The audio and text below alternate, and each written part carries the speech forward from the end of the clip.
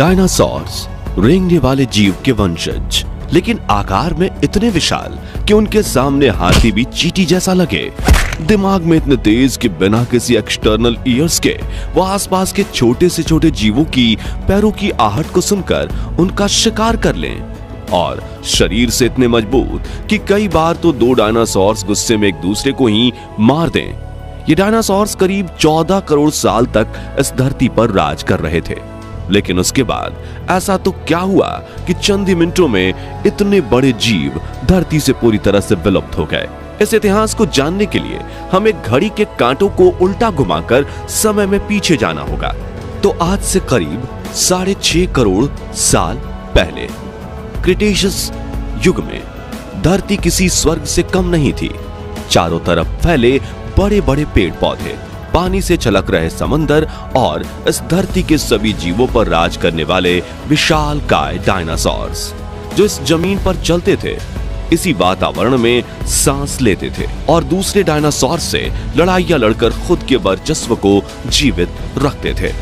उस वक्त डायनासोर्स की कई हजारों प्रजातियां मौजूद थीं, जिनमें से कुछ आकार में बड़े होते थे तो कुछ छोटे, कुछ शाकाहारी होते थे तो कुछ मांसाहारी, वहीं कुछ बेहद शांत स्वभाव के होते थे तो कुछ इतने हिंसक कि चंद मिनटों में पूरा इलाका तबाह कर दे। खैर, उस वक्त सब कुछ सही चल रहा था, लेकिन इन बेजुबान जानवरों को नहीं पता था कि इनके ऊपर एक बड़ी विपदा आने वाली है और कुछ ही समय में ये सभी डायनासोर्स अपना अस्तित्व ही खो देंगे। दरअसल कुदरत ने डायनासोर्स का अंत आज से करीब 100 मिलियन यानी 10 करोड़ साल पहले तभी लिख दिया था जब दूर अंतरिक्ष से एस्टेरॉयड का एक टुकड़ा सौर मंडल की ओर बढ़ रहा था। पृथ्वी से तकरीबन 20 करोड़ मील दूर मंगल बृहस्पति ग्रह के बीच बने बेल्ट में घूम रहे एक विशाल का एस्टेरॉयड की दिशा बदल जाती है और वो अपने सर्कुलर रूट को छोड़कर तेजी से पृथ्वी की ओर बढ़ने लगता है। 15 किलोमीटर व्यास वाले इस एस्टेरॉयड की रफ्तार 22,000 मील प्रति घंटा थी। वैसे तो कई एस्टेरॉयड पृथ्वी के वायुमंडल में प्रवेश करते ही पूरी तरह से नष्ट हो जाते थे, लेकिन इस एस्टेरॉयड का आकार इतना बड़ा था कि नष्ट होने के बजाय इसकी रफ्तार और तेज होती जाती है और घर्षण की वजह से ये एक बड़े आग के गोले में तब्दील हो जाता है।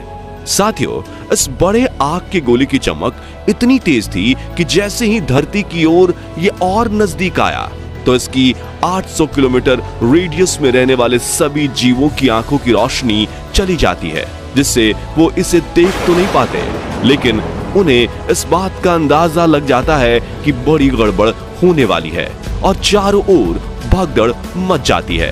वैज्ञानिकों के मुताबिक 15 किलोमीटर बड़ा ये आग का गोला नॉर्थ अमेरिका के युकाटान पेनिनसुला में धरती से जा टकराता है, जिससे एक बहुत ही भयंकर विस्फोट होता है और ये टकराव इतना दमदार था कि इसकी वजह से जमीन की सतह के नीचे दबा लाखों मीट्रिक टन धातु तेज रफ्तार से उछलकर अंतरिक्ष में चला जाता है, जिसे आज वैज्ञानिकों ने मंगल ग्रह पर भी डिस्कवर किया है। वहीं धरती पर जिस जगह यह एस्टेरॉयड गिरा था वहां 180 किलोमीटर चौड़ा और 20 किलोमीटर गहरा गड्ढा बन जाता है, जिसके आकार को देखकर ही हम ये समझ सकते हैं कि यह विस्फोट कितना बड़ा था।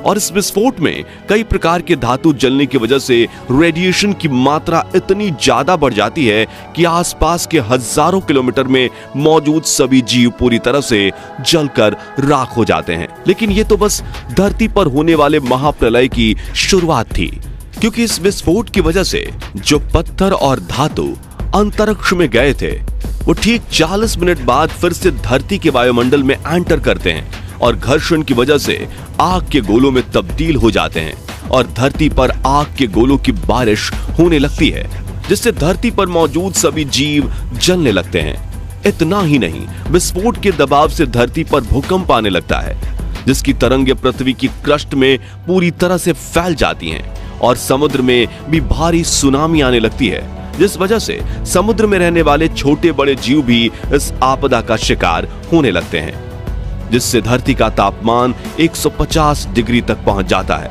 इसी कारण से जो डायनासोर विस्फोट की जगह से काफी दूर थे वे भी गर्मी की वजह से मौत का शिकार होने लगते हैं।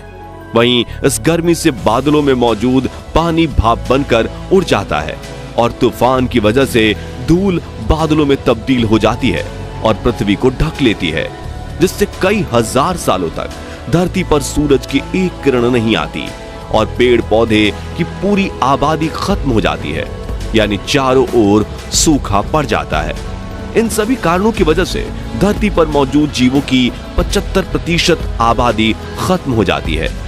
इस तरह से एक महाप्रलय धरती पर मौजूद डायनासोर्स की करोड़ों की आबादी को मौत की नींद सुला देता है।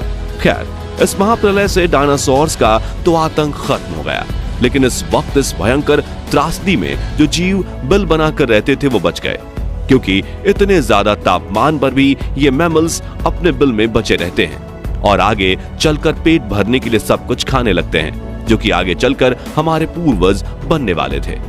इसी तरह से कई करोड़ साल बीत जाते हैं और बचे हुए जीव उस वक्त के वातावरण के हिसाब से खुद को ढाल लेते हैं और उनका एवोल्यूशन शुरू हो जाता है, जिसके बाद एवोल्यूशन की प्रक्रिया से बहुत सी प्रजातियों का जन्म होता है। आज से करीब 3 करोड़ साल पहले ग्लोबल कूलिंग हुई, घास के मैदान बढ़ने लगे और जंगल घटने लगे। उस समय ऐसे जानवरों का निर्माण हुआ जो खुले में रहने में सफल थे। उन्हीं में से दूसरे जानवरों को खाने वाले जानवर भी विकसित होने लगे। लेकिन कहते हैं ना कि समय हमेशा एक जैसा नहीं रहता। साथियों, आज से करीब 40 लाख साल पहले परिस्थितियां एक बार फिर से बदल गईं और धरती पर फिर से हलचल हुई। टेक्टोनिक प्लेट में हलचल के कारण अफ्रीका के पूर्वी इलाके में एक नई पर्वत श्रृंखला का निर्माण हुआ, जो थी ईस्ट अफ्रीकन रिफ्ट वैली। ये पर्वत यहाँ आने वाले मौसमी हवाओं के लिए एक रुकावट बन गई थी, जिसके कारण अफ्रीका के इन जंगलों में बारिश आनी बंद हो गई। दोस्तों, अफ्रीका के इस जंगल में एक और वानर प्रजाति रहती थी, एप्स। ये एप्स पेड़ों के ऊपर रहा करते थे।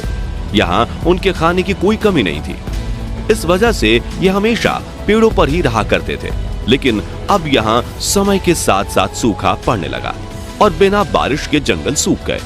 अफ्रीका के जंगलों में रह रहे इन एप्स के लिए खाने की समस्या उत्पन्न होनी शुरू हुई और खाने की तलाश में अब इन्होंने पेड़ों से उतरने का निर्णय लिया। साथियों, जिन्होंने पेड़ों से उतरने का निर्णय लिया वो आर्डिपिथेकस रेमिडिस और यही थे हमारे पूर्वज। इनका दिमाग एक संतरे जितना बड़ा था और साइज में 4 फीट लंबे होते थे और हाथों से झूलते हुए चलते थे। कई हजार सालों के एवोल्यूशन के बाद हमारे पूर्वज अब 2 पैरों पर चलने लगे थे। लेकिन जिन्होंने पेड़ों को नहीं छोड़ा और अफ्रीका के जंगल से निकलकर दुनिया के अलग अलग जंगलों में रहना पसंद किए, बाद में ये बंदर, चिंपैंजी, गोरिल्ला इत्यादि बने। दोस्तों, अब ये आदि मानव भोजन की खोज में पेड़ों से उतरकर जमीन पर आ गए थे और ये चलते हुए भी खा सकते थे। समय के साथ साथ विकास की प्रक्रिया चलती रही और आदि मानव धीरे धीरे करके विकसित होने लगे। इनका दिमाग भी धीरे धीरे बड़ा होने लगा। समय के साथ साथ इन्होंने पत्थरों से हथियार बनाना सीख लिया, जिससे उनके लिए शिकार करना काफी आसान हो गया था, क्योंकि जानवरों से खुद की रक्षा और जानवरों का शिकार करने के लिए हथियार का होना बहुत जरूरी होता था। आदि मानव खुद की रक्षा के लिए ग्रुप में रहा करते थे और रात होते ही खतरा बढ़ जाने की वजह से ये गुफा बनाकर रहने लगे थे, जहां वो ग्रुप्स में ही रहा करते थे और सुबह होते ही भोजन की तलाश में एक साथ निकल जाते और ग्रुप में रहकर ही शिकार करते थे। जैसे जैसे आदि मानव को अपने आसपास की वस्तुओं का ज्ञान होता गया, वैसे वैसे वह अपने लिए और सुविधाएं जुटाने लगे। पहले आदि मानव को कपड़े पहनने का ज्ञान नहीं था। वो पेड़ की छाल, बड़े बड़े पत्तों और जानवरों की खाल से ठंड के समय अपना बचाव करते थे। पहले ये जानवर का कच्चा मांस खाते थे, लेकिन एक दिन की घटना ने इन आदि मानवों के जीवन में बहुत कुछ बदल दिया। एक दिन यह पत्थरों को आपस में टकरा रहे थे, जिससे चिंगारी निकली, जिसके कारण जंगल में आग लग गई और उसमें काफी पशु जल गए थे। और जब उन्होंने इन जले हुए पशुओं को खाया तो उनको ये काफी स्वादिष्ट लगे। उसके बाद से आदि मानव ने पशुओं को पकाकर खाना शुरू किया, जिसके लिए ये पत्थरों को आपस में टकराकर आग लगाते थे। इस तरह आदि मानव ने आग की खोज की थी। ये इन सभी के लिए सबसे बड़ी खोज थी। आग उन्हें गर्मी, रोशनी और अंधेरे में सुरक्षा देती थी और आग में मांस पकाकर भी खाते थे। फिर धीरे धीरे इन्होंने खेती करना शुरू किया। उसके बाद यह अलग अलग नदियों के पास जाकर बसने लगे और इसी से इन अलग अलग सभ्यताओं का निर्माण हुआ। खेती करने की वजह से अब आदि मानवों को भोजन की तलाश में इधर उधर नहीं भटकना पड़ता था, जिससे उनका घुमक्कड़ जीवन समाप्त हो गया। खेती के लिए उन्हें पशुओं की जरूरत पड़ी। फिर उन्होंने पशु भी पालना शुरू कर दिया, जिनमें से कुछ पशुओं से वो दूध निकालते थे तो कुछ से वो खेती करते थे। इसके बाद खेती को बचाने के लिए उन्हें बाकी के जंगली जानवरों का ध्यान देना पड़ता था। इसलिए आदि मानव खेती के पास लकड़ी, मिट्टी, पत्ते और पत्थर की सहायता से झोपड़ी बनाकर रहने लगे और उसी वजह से अब परिवार भी बनने लगा। इस तरह से बाकी के आदि मानव भी खेती करने लगे और अपनी अपनी झोपड़ी बनाकर रहने लगे। झोपड़ी की संख्या बढ़ती गई और आगे चलकर इन्हीं झोपड़ियों ने बस्ती का रूप ले लिया। धीरे धीरे समय के साथ आदि मानव का दिमाग और विकसित हुआ। उन्होंने धातु की खोज की। पहले तांबा, बाद में जस्ता, फिर सीसा खोजा गया। साथ ही लोहे के बने बर्तनों, औजारों आदि का इस्तेमाल करना शुरू कर दिया। एक दिन आदि मानव ने पेड़ के मोटे तने को लुढ़कते हुए देखकर पहिया बनाना सीखा, जिससे गाड़ी बनाकर उन्होंने इस्तेमाल में लिया। पत्थर की चाक बनाकर मिट्टी के बर्तन बनाने लगे। जैसे जैसे आदि मानव समझदार होने लगा, वैसे वैसे प्रकृति की उपासना, कपड़े बुनना आदि काम करने लगा और अब धीरे धीरे उनका दिमाग और विकसित हुआ। वो बातें भी करने लगे, अपने विचारों का आदान प्रदान करने लगे। इस तरह पूर्व पाषाण काल यानी कि पत्थर के युग से ताम्र काल यानी कि जिस युग में तांबे की चीजें इस्तेमाल होती थी, यहाँ तक आते आते मानव विकास क्रम में आदि मानव का रहन सहन आदि पहले की अवस्था से काफी आगे बढ़ गया। दोस्तों, जब वैज्ञानिकों ने उस जगह पर खोज शुरू की जिस जगह पर आदि मानव रहते थे, तो उन्हें खुदाई करने पर यह पता चला कि सच में आदि मानव इस पृथ्वी पर रहा करते थे। खुदाई में वैज्ञानिकों ने उनकी हड्डियों के अवशेष, खोपड़ियों के साथ नुकीले हथियार, कुछ बर्तन, शिलालेख इत्यादि पाए, जिसके बाद वैज्ञानिकों के कई साल के रिसर्च के बाद यह सिद्ध हुआ कि ये सब जीवाश्म और अवशेष आदि मानव के ही हैं। वहीं उसके बाद अनेक सभ्यताओं की खुदाई करने पर इस बात के भी प्रमाण मिले कि उस समय भी सिक्कों का इस्तेमाल होता था। साथ ही हजारों वर्ष पहले कई गांव नष्ट हो गए थे। इनके घर और इनकी सभी चीजें धरती के अंदर समा गई थी। खुदाई करने पर वैज्ञानिकों को इनके बारे में जानकारी मिलती है।